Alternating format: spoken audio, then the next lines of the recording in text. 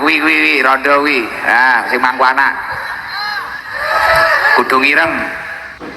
Kok golekane sing rondo-rondo. Kowe ra ngrasakne ra ndek bojo susah lho. Kowe cah bayi. Sik ngerantos mike ngrenteni. Jadi garwane tilar. Nggih. Ninggali anak papat. Tiga. Hamil 7 bulan meninggal Gus. Nikah malih hamil 5 bulan ditinggal. Ditinggal ning ndi? Sing kedua. Cerai Gus. Oh, dicerai. Nggih. Kok yo alah masamu yo rekoso lho. Kowe gelem duwe anak papat ditinggal kok baru demo wae. Tenang sik ngono lho, ora ngerti kejadiane yo. Kowe iki modelmu sing ngetengi ya. Kowe plaki kene kowe nggo suwi-suwi anyel aku. Ora ngerti duit. Uang yo sik to titik eding. Oh nggih. Terus sakniki berarti yogane sekawan. Nyambut damel napa, Bu? Dagang Gus. Dodol napa? Ayam. Jadi ayam teng pasar. Nggih. Oh, bendino. Nggih. Anake sekolah kabeh, Jian. Tasik. Pinten sing sekolah kabeh? Sing bajeng kelas 2 SMA. Sing nomor kali 3 SMP. Yang nomor 3 4 tahun. Lah iki cilik iki kok bojo sing nyari. Nggih.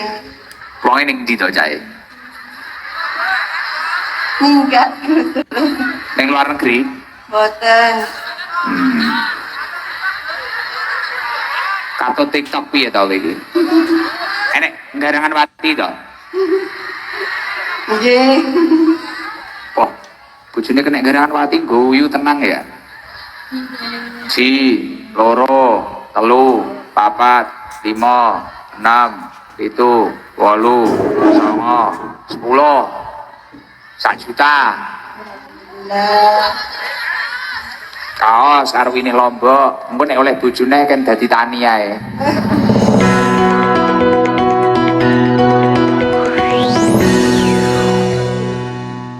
Assalamualaikum warahmatullahi wabarakatuh teman-teman. Hari ini Habib Abdul Hakim kedatangan tamu dari tim silet RCTI dan mereka akan wawancara terkait dengan Ria Ricis. Nah, seperti apa sih wawancara mereka kepada Habib hari ini? Nanti dengerin ya. Dan endingnya nanti ada komentar Habib terkait dengan Gus Ikdam yang sedang menyantuni janda-janda atau memberikan sedekah kepada para janda. Baik, seperti apa situasi dan juga suasananya? Mari kita saksikan. Ya, Assalamualaikum warahmatullahi wabarakatuh, pemirsa yang dimuliakan Allah. Ini kita di bulan Rajab. Bulan Rajab ini adalah bulan yang harusnya kita banyak berbuat kebaikan ya.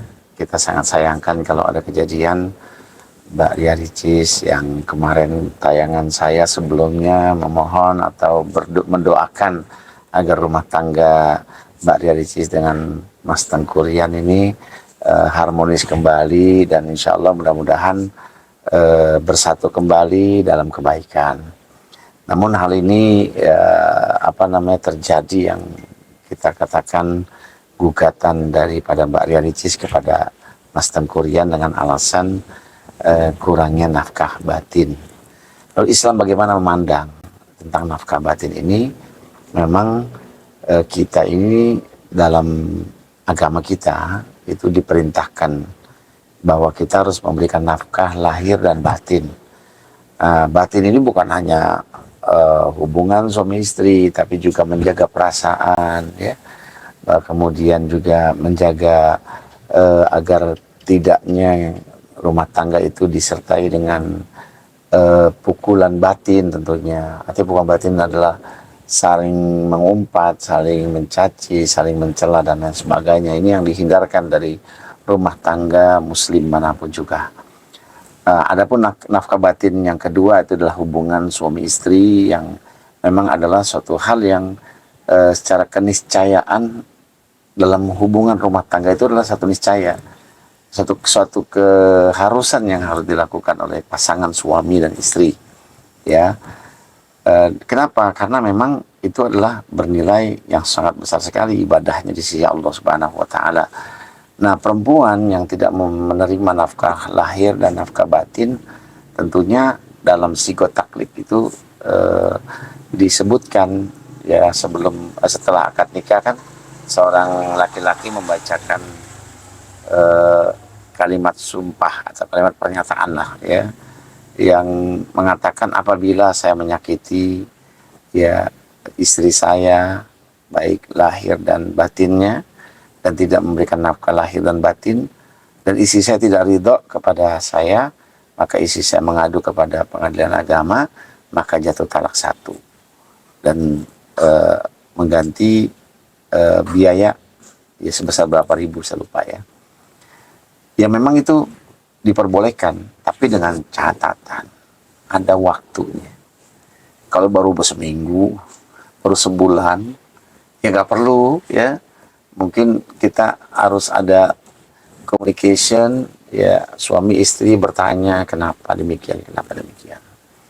Apa yang menyebabkan nafkah batin itu tidak dipenuhi oleh suami ya. Saya rasa ini harus dicarikan solusi. Bukan kita baru sebulan ya. Saya rasa belum lama ya umrah bareng kemudian pulang ya, saya rasa habis itu ada gugatan ya. Ya jangan terburu-buru ya, jangan terburu-buru ya, jangan terburu-buru mengambil kesimpulan ya, coba cari solusi. Dalam Islam itu ketika suami istri ada terjadi suatu masalah, maka panggil keluarga dua belah pihak untuk membicarakan ya.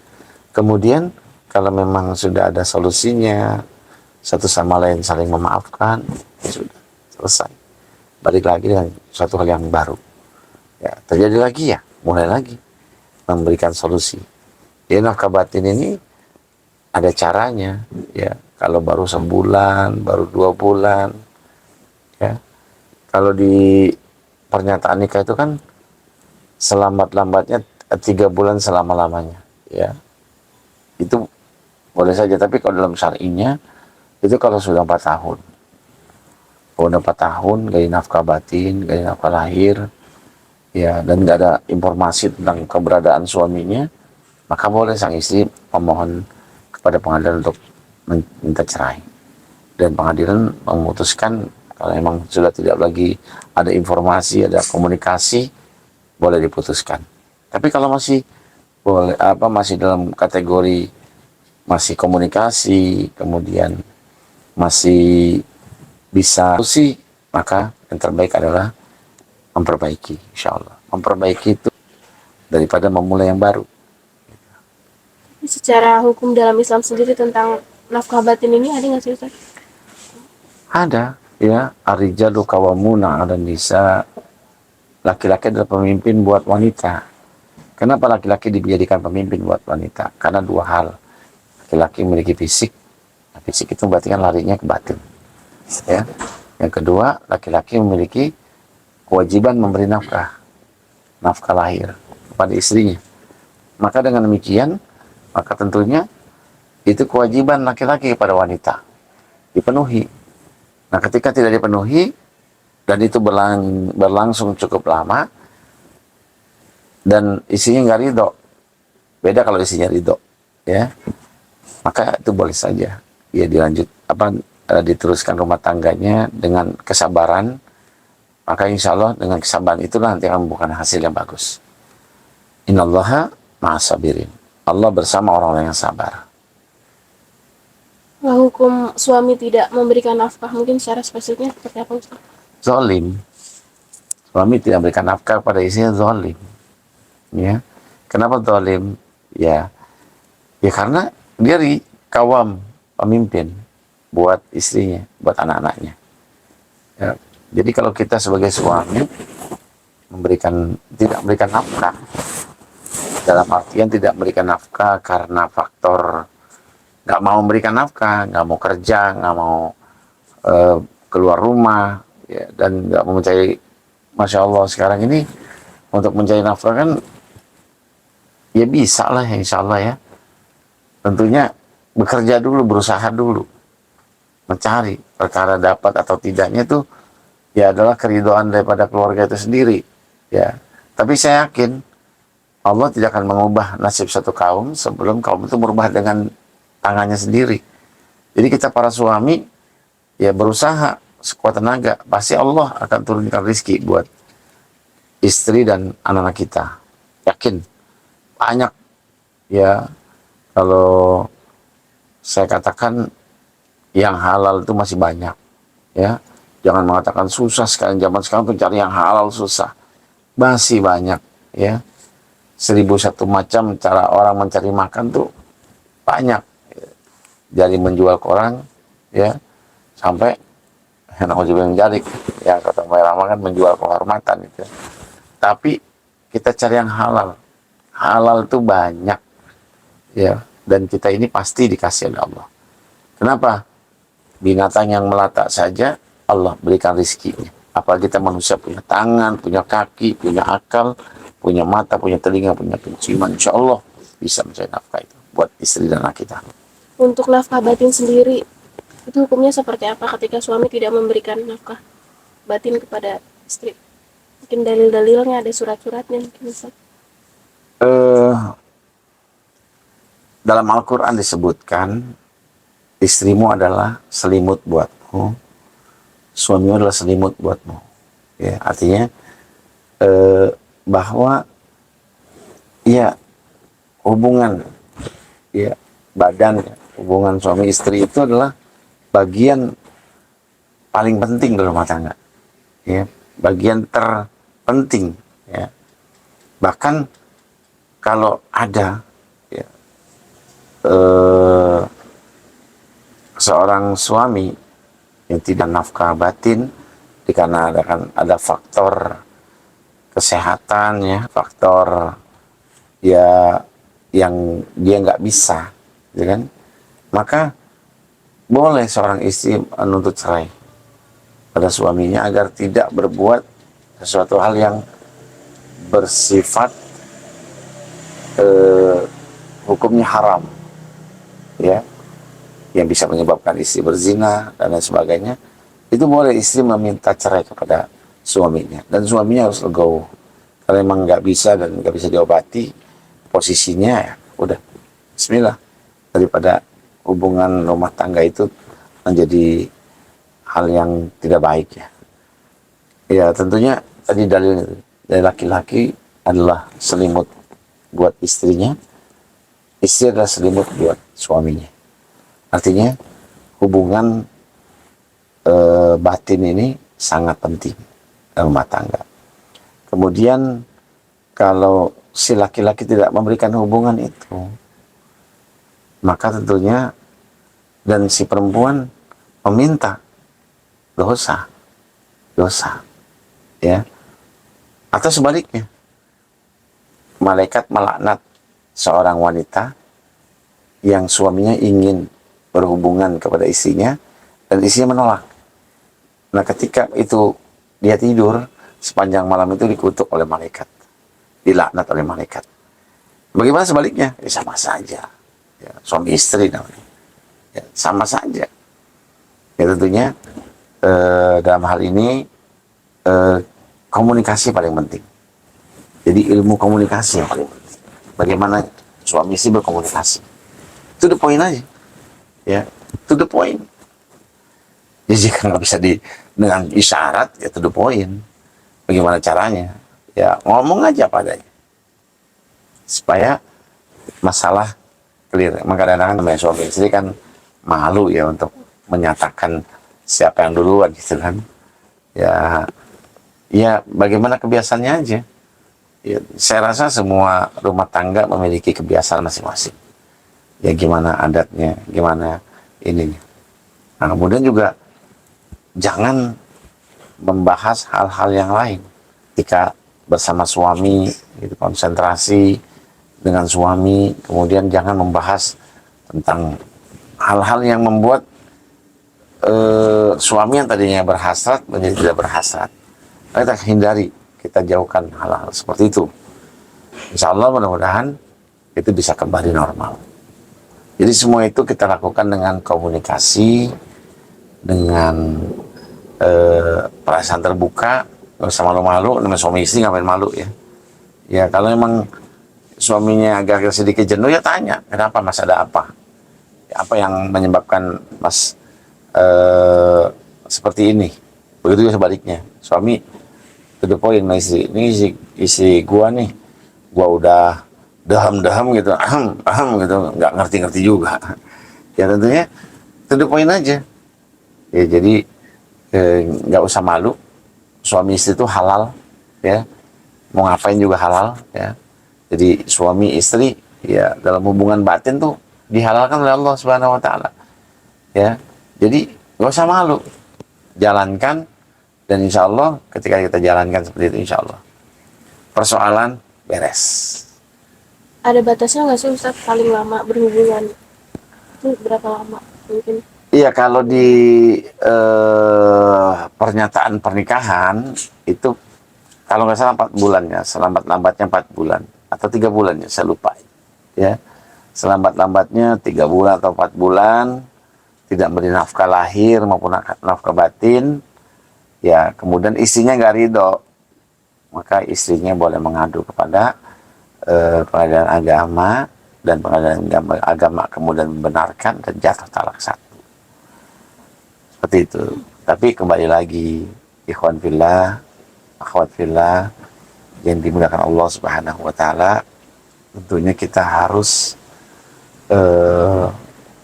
apa ya, dalam rumah tangga itu istri itu taat, suami itu sabar. Itu kuncinya. Kalau rumah tangga kita mau sukses, maka istri taat. Mbak Lia Ricis penghasilannya lebih besar pada suami umpamanya, tetap harus taat pada suami. Ini para istri-istri yang sudah punya penghasilan mungkin lebih daripada suaminya, maka jalan keluarnya adalah taat. Ketika suami bilang tidak, maka udah taat aja. Kenapa? Paling gampang laki-laki mah. Laki-laki kalau udah perempuan taat, insya Allah jatuh cinta, ya. Kemudian sang laki-laki sebaliknya mendapati istri yang ya umpama menurut pandangan sang suami itu ada kekurangannya, maka kalimat yang paling penting kita tancapkan di hati kita adalah sabar. Sabar menghadapi istri kita. Nah, insya Allah kalau rumah tangga diikuti dengan sabar dan taat, maka hasilnya selamat.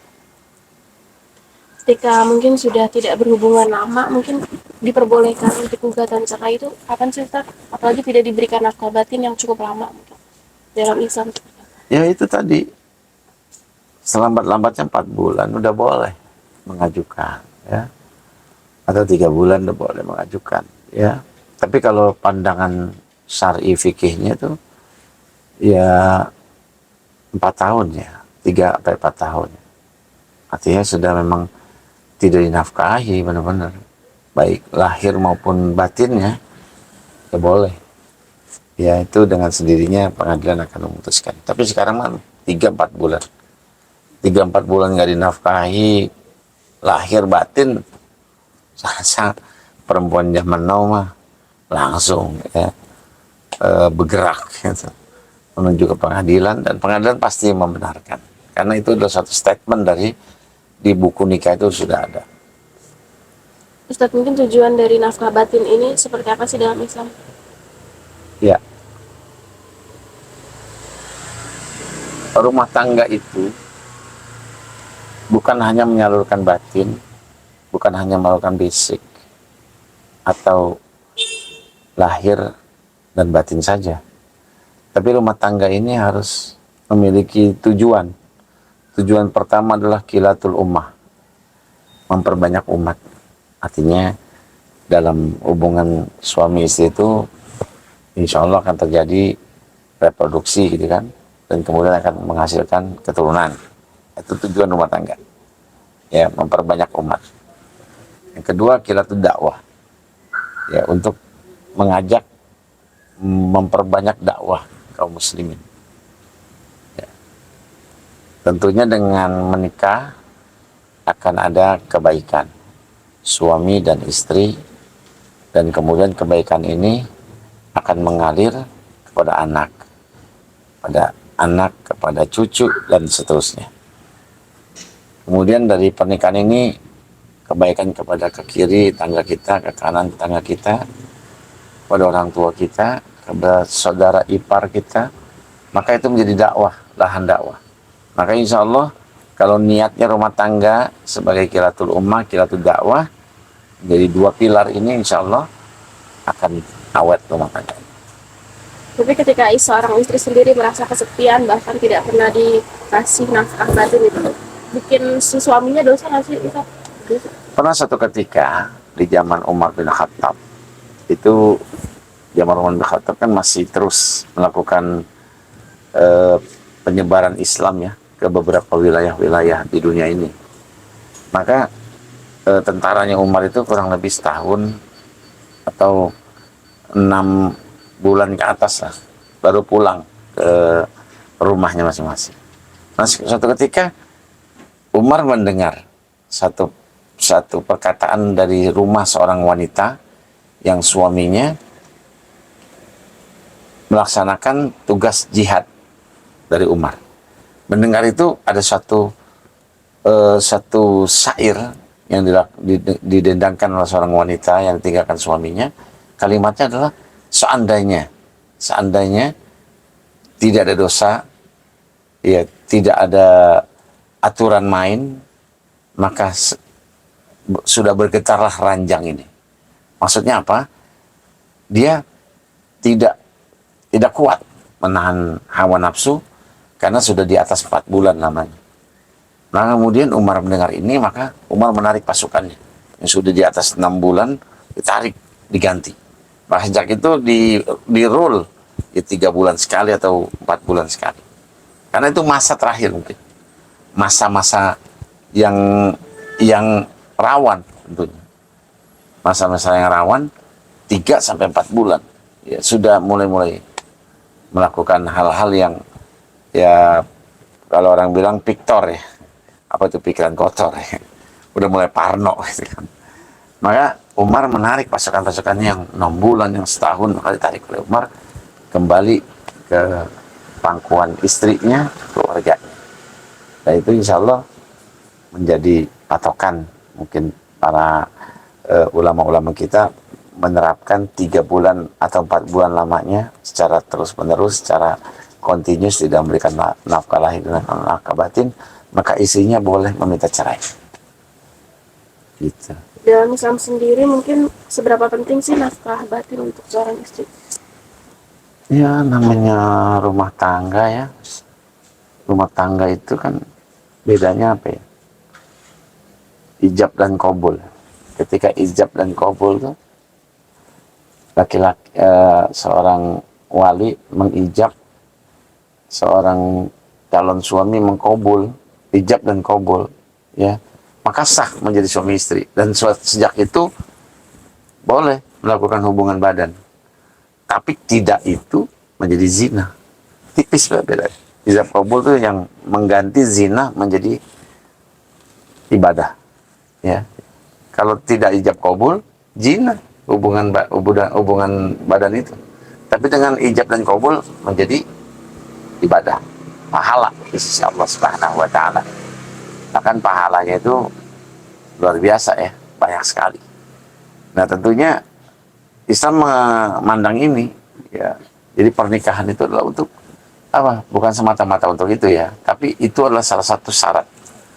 Ya.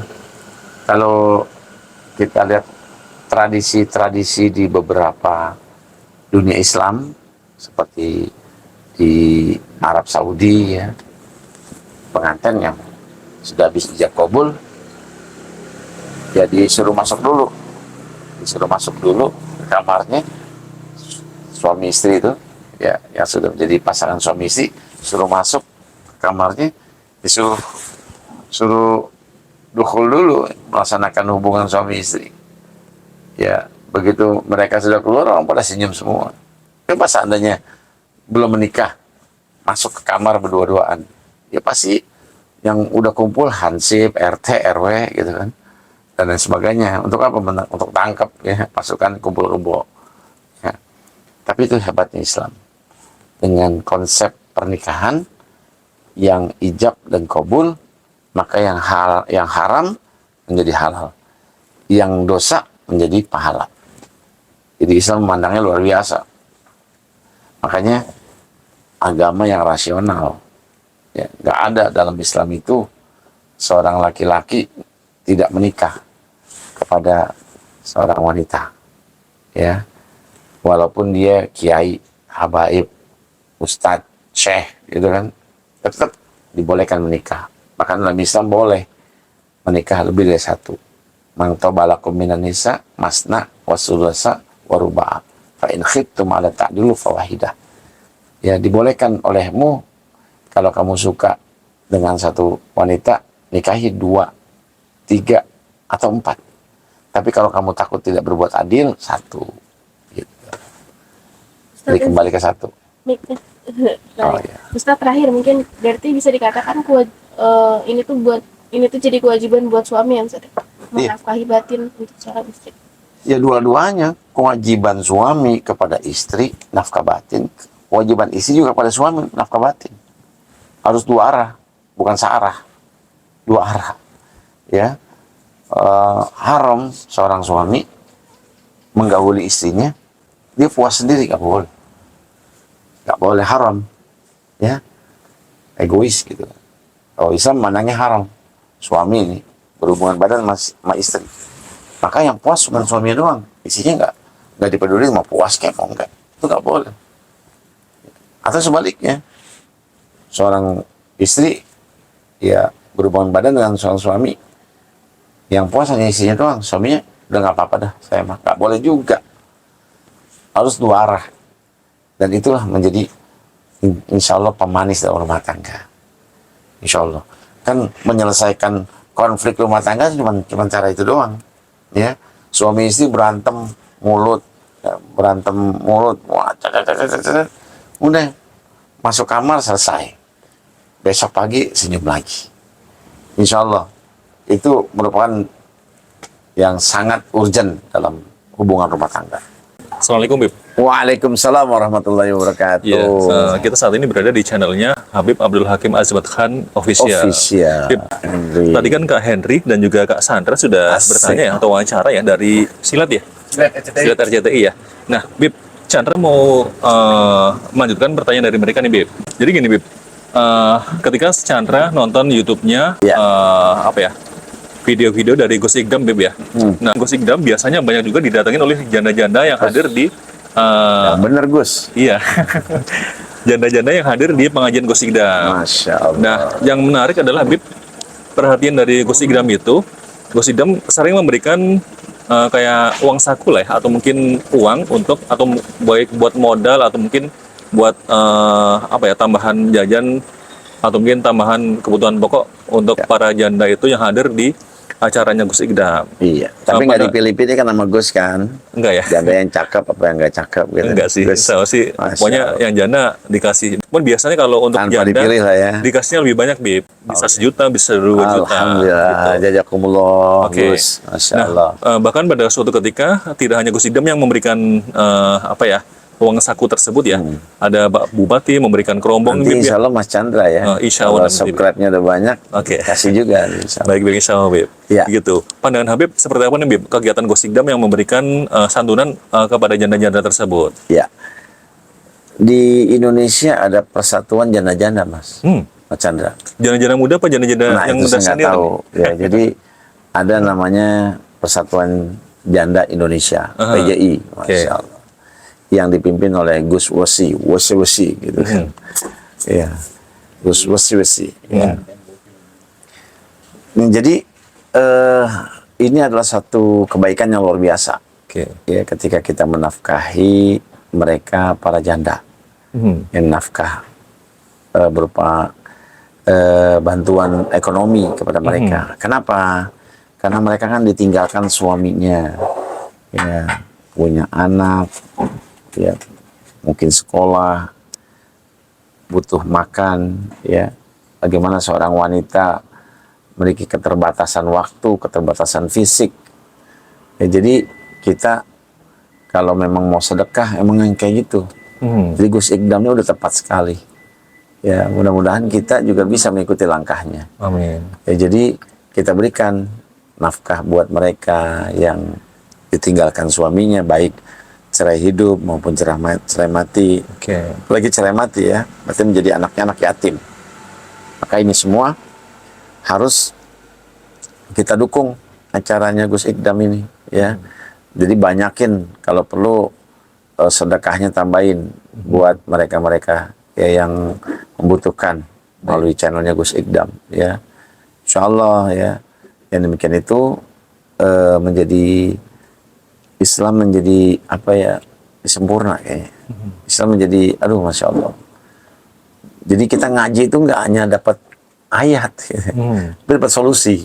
Gitu ya. Subhanallah ya. Oke. Ngaji, udah dapat ilmu, dapat duit. Allah Akbar. Itu pengajian paling top. Mantap. Ya. Baik. Oke, Habib. Terima kasih Habib. Sama-sama. Makanya Habib teh dan juga kopinya udah Wah, korma, siap nih, ya. korma. Ada korma juga ya. Ada kacang Arab. Terima kasih Habib. Oke. Kak, terima kasih ya Kak. Assalamualaikum Kak. Waalaikumsalam. Oke.